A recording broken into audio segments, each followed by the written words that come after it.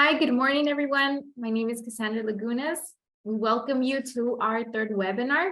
We're very excited, and again, thank you and your participation. So please feel free to present yourself in our chat, and that way we can see everybody that's here today. Again, my name is Cassandra Lagunas. We hope that you are comfortable, that you have your coffee nearby. And today we're going to have a very special guest, since we're going to be talking about a value-added services. This has been a topic in the logistics and e-commerce industry, but to be able to dive into this topic, we really wanted to have an expert with the experience, the insight, and for that we have invited our star speaker, Eddie Estrada.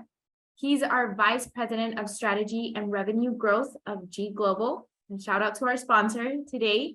And the topic, as you probably saw on our social media, we're gonna explain and walk through VAS, known as value-added services, and how this can become from a logistics nightmare to a client's dream experience. So welcome, Eddie. Thank you so much for joining us today. Can you hear us? Yes, I can, Cass. Thank you for having me, and great to be back to help out and contribute to the community here. Thanks. Looking sharp. Excellent. And we can hear you loud and clear. Thank you so much for having us here. We also want to give a shout out to our e-fulfillment experts and engineers that also helped us create this content, Arturo Vargas and Roman Olan. Also to our CSM, Rosalinda Guerra. We've also interviewed them through, and they helped us, giving us insight of value-added service in the operating perspective. So without further ado, again, please feel free to share us your role and the industry that you're in our chat function here in Zoom. But we do want to be on the same page of what value-added services really is and its scope. Since value-added services is a term used in different industries, but to be on the same page, question, Eddie, can you help us define what exactly is VAS? Of course, Kaz. It's open for interpretation among different companies. For us here at G Global, we determine as VAS, value-added services, everything that's in addition to the basic standard of pick, pack, and ship, and storage. Thank you very much. And a phrase that stuck with me when you explained this to me particularly was value-added services is like the cherry on top of what fulfillment really is. So fulfillment, we can just, divide it in three phases: the pick, pack, and ship. And anything additional to that, that's what value-added services is going to be referred through here in this webinar. So just to exemplify that and how you can start building your extended toolbox, we do want to give examples of the needs you may have in your supply chain, your e-commerce brand, and the behind the scenes, the logistics of a value-added service. That way you can start exploring and investigating exactly seeing the end result and what you would need to make that happen.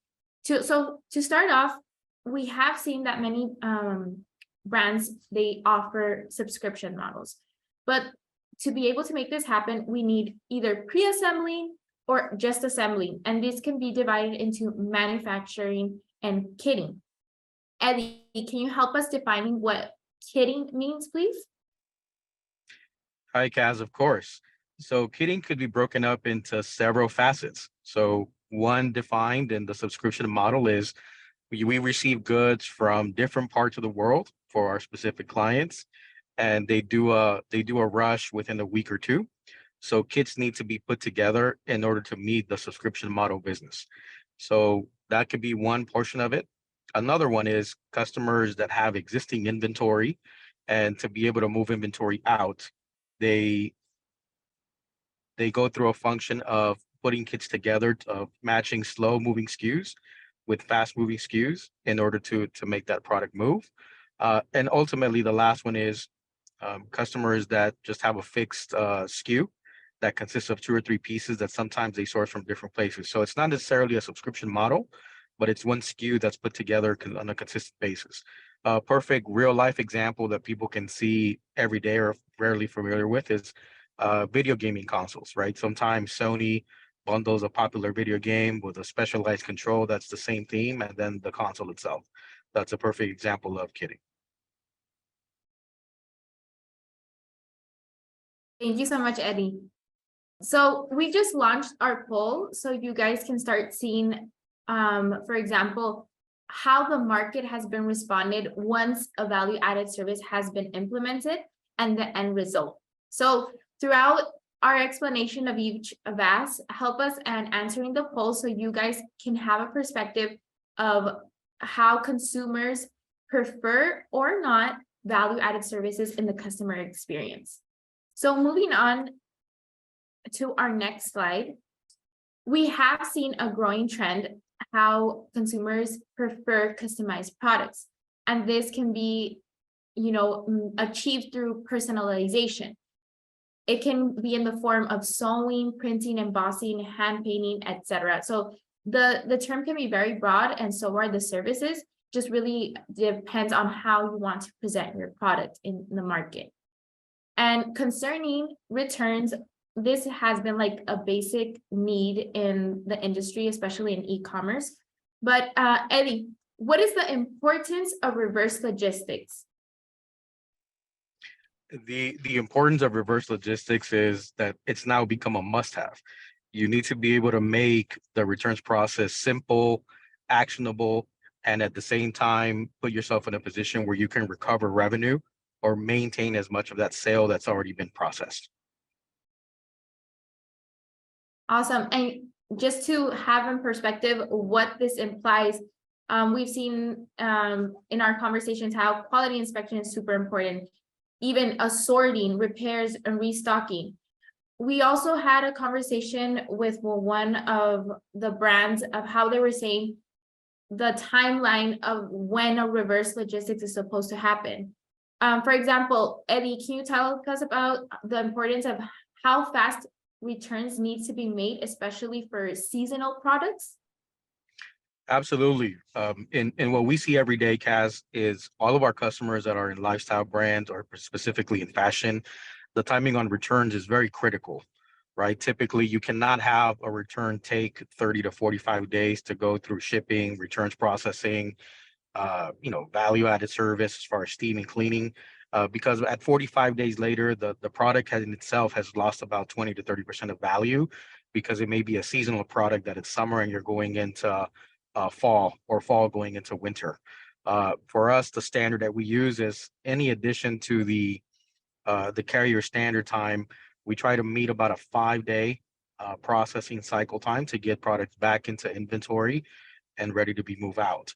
But if current providers or if your current SLA is anywhere above 30 days, you might want to take a look at the numbers because you're subject to basically losing money on the return that you're processing. So returns are always a big headache. It's always making sure that the financials make sense when it's all said and done. Thank you so much. Awesome. So moving on, talking about becoming competitive or being competitive in your market. Additional to all these value-added services, some 3PL suppliers or maybe in-house, you do use this term as VAS, and many have mentioned that cross-docking is also a value-added service, or inventory management, reporting, labeling. In our case, we do want to mention it because you will see this phrase thrown around. So it's important to see how it does affect your efficiency. But in this case, we're going to put it, a little bit aside in the sense. So if you already completed our poll, you'll see our answers here. The 85% of end consumers are willing to pay customized products. So the question is, does your brand already offer this, value-added service? And this could mean, like, for example, adding a personalized name as a gift, etc. And additional to that, it also means time to start diving into a new business model, in this case, subscriptions. Since we've seen a new trend as now 35% of consumers are weekly subscribers. And we can summarize this, the impact of an unboxing with the following statistic. Over 90,000 people love to see unboxing videos. So it will definitely help you stand out in the market and have this participation where the consumer is telling you how much they love being able to open a new product, the branding that you had, and totally enhance the customer experience. And lastly, as Eddie mentioned, returns are a must-have, but it's such an important role since 92% of consumers will purchase from a brand again if the return process is easy, especially with the topic with inflation. People are taking a good care of their budget, etc. We don't want them, to look at another brand if your return process has a lot of friction, or it's just really a headache for them also. So moving on to our next slide, we do want to present two different scenarios that Eddie is gonna share with us our experience. The first one was a brand that already had VAS in-house and was looking to work with a 3PL supplier for UV printing. So Eddie, can you share with us what happened and how you guys were able to help make this project successful? Absolutely, Cass. So an existing customer of ours, which is in the high-end luggage and travel sector, they specialize in luggage, all kinds of types. And their biggest problem was they had a 20 to 25% plus duty and tariff combo on their products when they came into the United States. So moving to a 321 provider was eminent, right? It was supremely important to maintain their value and their profitability. The challenge that they had is everyone that they were looking at in 321 fulfillment could not support the value-added services of laser printing, UV printing, embossing onto their luggage.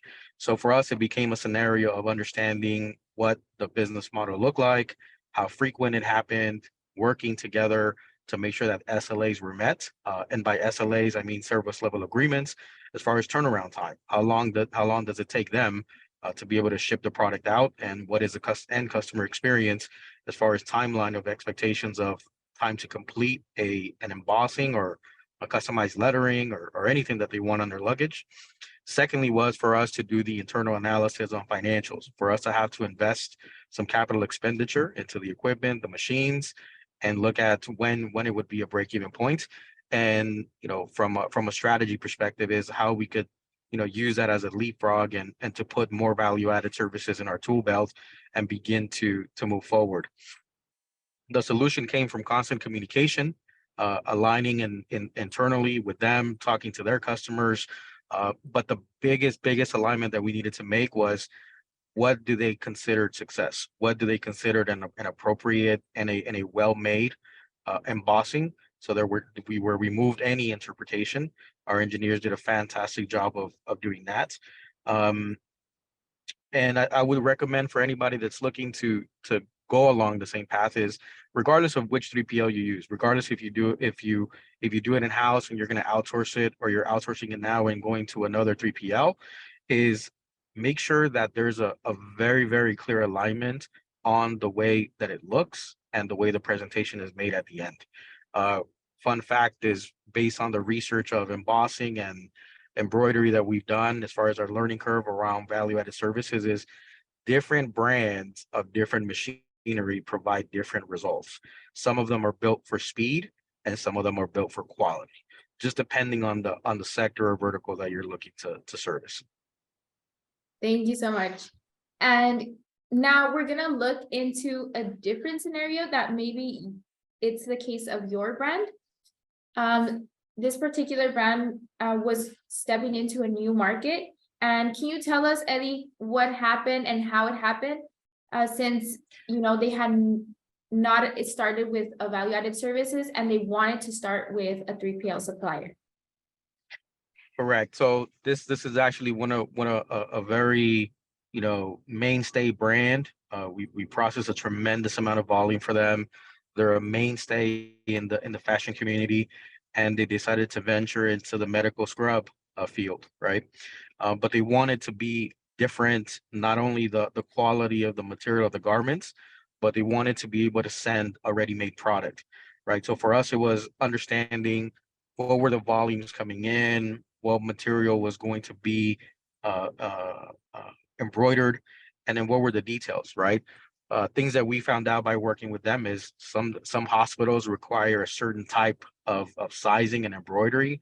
Your department needs to be put on there, your name. Some people like to have little personal slogans, maybe some very special items that are very unique to the individual. And our customer wanted to provide all of those options. So for us was preloading all those templates, understanding that for X hospital or X medical healthcare provider, we had the licensing, we had the ability to make the logos of the right spec and size. So that was most of the fun part, right? And looking into the operational setup process, our engineers did a fantastic job of looking at what machines or what equipment would provide results that could withstand the wear and tear of a constantly washed item, specifically in super hot water. We even got down to those details. The second part of our engineering and finance team, they did a great job of looking at the financials, right? Helping our customer understand if we're going into a shared capital expenditure environment or them covering the capital expenditure, what is the break even point and when would the embroidery start making sense, or how many volumes would need to be put through annually for it to make sense. At the end of the day, the customer, we were trying to cater to the end consumer, right? Making that purchase process as easy as possible, that they could receive a quality product from a brand that they knew that would work and be well done the first time, right? So it was a big 6-month project, incredibly successful, and they're benefiting a lot of volume from it today. And it's always great to hear a success story. And just parentheses, I did want to mention that right now we are in our beautiful facility of Goliath. Goliath is located on the border of the Mexican-American border. And actually, most of our value-added services are done here. So if you would like to tour or come visit us, feel free to contact us, message us, leave us your email, and our doors are open. We'd love to have you as a guest, so you can actually see value-added services in action. So we do want to emphasize that value-added services depend on the needs of your business. So these will become very unique, especially what kind of vision you have for your brand. So value is very subjective, but in the end, project management is universal for any kind of implementation, execution, and planning of operations in general in supply chain. So we do want to dive into each of the phase, and we divide it in 3. So to start off, we have been mentioning the 2 perspectives, the in-house or outsourcing. So question, Eddie, what will help a brand decide if they want to take one approach or the other? The biggest approach is, number one is volume, and then number 2 is capital expenditures as they relate to financials. So that's a very good point that you bring up, Kaz. Doing it in-house, there's a tremendous amount of variables that have to be considered. Number 1 is the equipment, the maintenance of the equipment, investment in the equipment. Do you rent it? Do you buy it? Do you buy the top of the line product? Do you buy one that needs to be turned around real quick because it wears out? That's one factor. Number 2 is the timeline. You don't want to take 12 months, 18 months implementing something and you're not going to see the fruits and benefits of it. Maybe the product that you're aiming for is out. And then thirdly is the resources. After the expenditures, after the equipment is invested, the resources are the people that do the work, the people that are experts in working in the equipment and machine. And then what additional resources in terms of space, in terms of electricity, in terms of overhead costs, in terms of staffing, project managers, quality control, all of those things are resources that are additional on top of the capital expenditure. So those are the the biggest differentiators.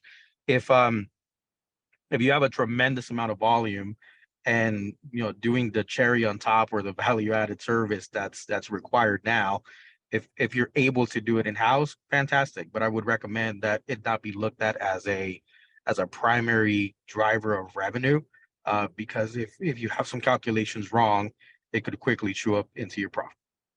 Excellent point, Eddie. Excellent. And we also spoke about the different considerations, like for example, you want to know what the reach, what products are going to be included, which are not, how this is going to affect lead time, product specifications of your product, like what would be the ideal value-added services, quality guidelines, etc. So there's a lot of considerations, and that's why it's ideal to, if you're going to do it also in-house, maybe have a consultant to be able to guide you. And because another important part of making this successful is doing the math. So Eddie, can you help us defining what this implies? Absolutely.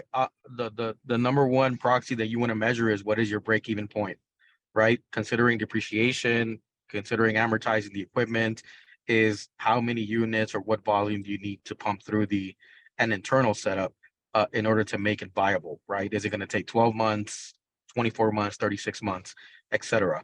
Going to an external provider or outsourcing the product is obviously negotiating a rate that makes sense for your product, right? You cannot sell a product that's, let's say, $5, but the value added services is 10.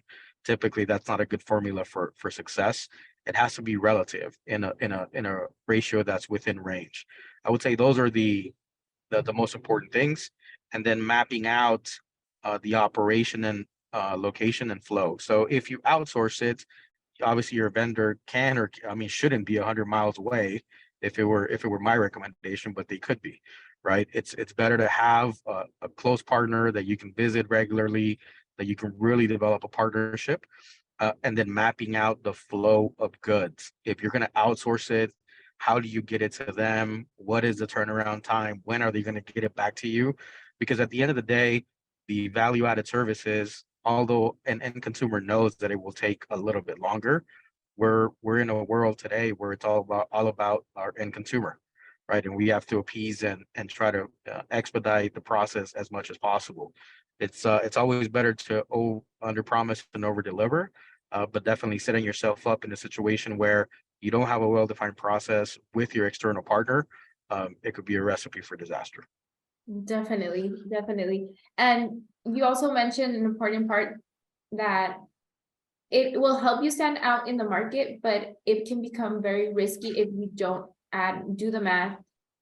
So it's important, like planning, you do it right from the beginning, so it can become a cost-saving strategy in the long run.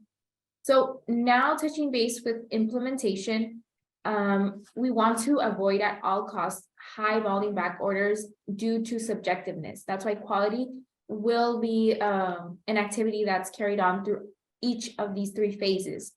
Now, concerning our WMS, Eddie, question, what is the role of WMS in VAS? The role of WMS. Let's talk about the basics of a WMS. Sorry, we lost It's you supposed. there. There you go. Thank you. Okay. A WMS is supposed to register product coming in and out of a warehouse and supposed to monitor inventory counts, right? A more improved WMS or a more improved aggregate to your WMS is it needs to whoever you decide to go with, whether it is you're going to upgrade your current WMS or you're going to go with an external partner, it needs to give you visibility of the life cycle of a value-added service. Meaning, is it in quarantine? Is it in quality control? Is it in the process? Where exactly is it, right? You need to be able to have that information to be able to provide constant feedback and constant updates to your customers, right? There's always the age-old question, right? Customers will call and say, where is my order, right? The Wismo question. I want it now, right? So you need to be able to provide concrete information. In today's age, telling a customer it's with a vendor and we're thinking it's going to come back in 5 days, the word think and 5 to 7 days, a broad range, that's just unacceptable today. So the WMS or the technology that you're using to monitor the process or where the life cycle of your VAS is, it's extremely crucial. Thank you so much for that. And another consideration that we spoke about of how VAS can impact your processing lead time, no matter how simple it is. So it's important to add that input into your calculations, because when we say as simple as it is, even relabeling can create friction between teams, or between you know, any kind of friction between your teams if there's frustration because your metrics are not met in your order processing. So it's a very important to, once a change is made in your operation, that it's communicated through and through and your metrics are recalibrated. Another suggestions our experts provided was always have preventive measures instead of reactives, since anything that can go wrong, it's ideal for it to go wrong here and realign and make changes. And also to not forget about a maintenance plan and plan B for all scenarios that may come up. Now, once we have that done and dominated, we want to talk about the aftermath. So Eddie, what do brands have to calculate in the aftermath of value-added services? The number one metrics is what impact is it having to your top line revenue growth? Is it having a positive impact in creating more revenue, in creating more brand loyalty, and creating more of a following, right? If your value added services are not adding that, I would say you might want to reconsider the formula, right? If you're getting the same amount of sales with less amount of investment, obviously that's not a differentiator that's making a positive impact in your business. So any change, any value add, it has to inherently create more value, right? Just adding more layers of a process for something that's not making the business more successful, it's definitely not a good decision to resume or continue. So we're almost at the finish line, Eddie, but I did want to ask you, in your opinion and experience, do you think value-added services can be risky for a brand? They could be extremely risky, right? And those risks, the devil lies in the details. If you choose a bad partner, the cleanup process of that is extremely painful, right? You're going to be losing a lot of money in credit memos and having to redo things all over again. If the product is not being done correctly, if there's a misalignment on the machine and a batch of 500 units that were supposed to be customized come out wrong, then there you go. You have to deal with the repercussions of a customer lifetime value to your brand, and maybe losing them and still having to provide a credit for it, and then having to readjust and go to a different vendor, right? The other part of it that's very important is um, you don't want to risk alienating your current customers that you have today. And other consumers today are just very finicky, right? Sometimes a small change could turn them off. So making sure that you add the correct value-added services that speak to your current brand value and your brand messaging is very important, right? Definitely, I agree totally. And we saw that through, especially in the two scenarios we presented today. So our e-fulfillment experts suggest that one of the best practices that can be implemented and continuously is the training of the workforce, since value-added services are very specific activities where quality is utmost important. And to ensure that the quality audits, before they reflect the numbers that we're looking for or not, that this training is continuous overall, but that you also have the right workforce for these services. And finally, it's important to reflect all changes made in your sales platforms, this being your website, even according to the new value-added services that you have implemented. This is also concerning the timeline projected, that it's aligned to your marketing product campaigns, that the value-added services, the cost, you have already done the math and it's being reflected and communicated correctly to your consumer, and that there's the changes necessary. So if you had a promised delivery date for a product that had not been submitted to VAS, that we do add that new lead time to the new value-added service order. So all this is important for your consumer to know that, if they order a product that before and now like they decide to personalize it or to send it as a gift, etc., that there are going to be a few changes, and have them in mind in perspective. And finally, we do know that return of investment is a whole topic, and if you would like more information on one-on-one with our expert of value-added services and how this can impact, or you want to achieve your profitability goals, please feel free to reach out. This is Eddie's contact information, or if you would like to talk about any other topic on e-fulfillment, that's our corporate email. So please feel free to reach out. For now, we do open this space so you can type it and send your questions through our Q&A section here in our chat. So please feel free to do that now. But meanwhile, Eddie, we do want to ask you, summarizing the value-added service topic, what are top 3 considerations that brands should have for value-added services implementation? For implementation, number 1 is making sure that you're not going to be a guinea pig at a 3PL or a fulfillment house. I would say that's a recipe for disaster unless you have an existing partnership with them and you really value the partnership and you know that they're going to execute on what they promise. I would say being a guinea pig is a very risky. That's number 1. Number 2 is just making an abrupt decision without doing the financial exercises.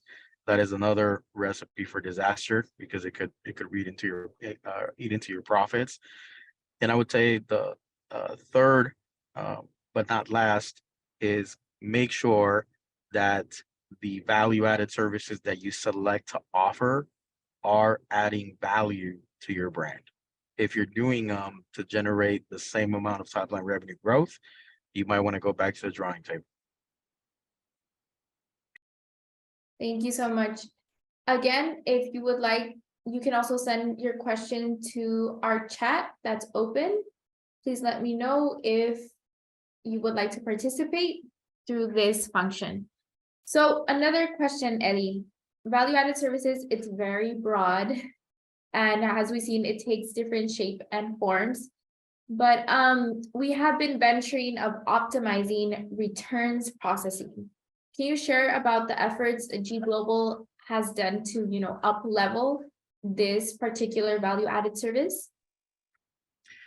Absolutely. So our returns processing amount increased considerably in the last 12 months, right? After having onboarded footwear is notorious. It's about a 30%, 20 to 30% return rate. So we needed to up level and really make more efficient through technology our returns processing. What we did is we went with a return management system, and the return management system has several features that add value from our end to the customer experience. So one of the value addeds that it does is the customer or the end consumer can begin their own return processing using a dedicated hyperlink. So our customer gets a dedicated hyperlink for their brand from G Global, and several things can happen there. Right now, the customer can begin their return, submit pictures, submit a reason why it's returning. And in the future modules that are being developed is our customer will be able to decide at that moment, do they want to give them a refund back immediately, or do they want to upsell and offer other products in replacement? So we ship before they even have to submit a refund.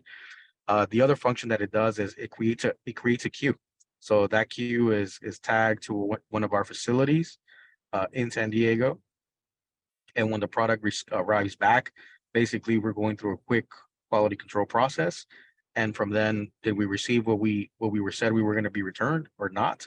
And then from there, all of the technology functions that I described before were already there, right? The customer can see if it's been returned, if it's in quality control, if it's in the quarantine, if it's in the value-added services stage, and ultimately, when is that good going to be available to resell again?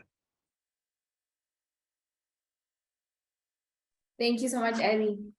So that'll be our questions for today. We want to thank you again for joining us, Eddie. It was very insightful. Personally, I learned a lot about value-added services, and we want to share these resources with all of you. So please also let us know if you would like to have this presentation for your personal reference. Leave us your email here, and we'll make sure that it gets to your hands. Eddie, final comments, questions?